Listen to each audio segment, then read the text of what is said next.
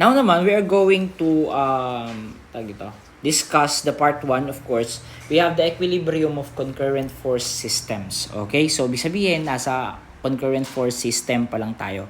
For a concurrent force system to be in a state of equilibrium, it requires the consideration of the equation formulas that affects zero resultant.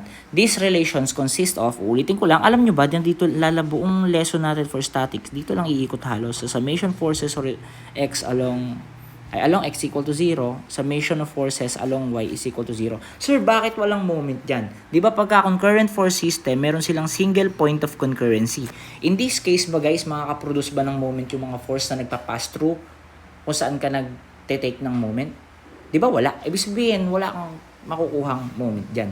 Okay, so in this case, yun lang naman, dun lang iikot. Always remember na kapag kami mga unknown forces, for example, unknown force F1 and unknown force F2, i-consider mo at sinabi na yung structure is in equilibrium, hinahanap yung dalawa na yan, lagi mo natandaan na dito ka lang ikot. Summation forces x equal to 0, sabihin lahat ng 0 is equal to f1x plus or minus f2x plus or minus and so on, and summation ng fy is equal to 0.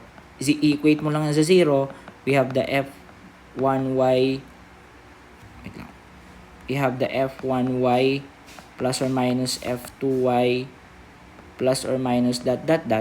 Okay, makukuha mo na ngayon guys yung value nung mga unknown forces mo. So dito guys, sa concurrent force system, it is important to know na dapat dalawa lang yung unknown, dalawa lang yung nawawala. Kasi bakit? Dahil in order for us to get two unknowns, dapat meron tayong two working equations. At ang two working equations lang natin dyan guys is eto. Dalawa lang lagi ang working equation natin for concurrent force system because wala tayong moment dyan. So technically, ayan lang gagamitin natin. Madali lang pagka concurrent force system. Okay?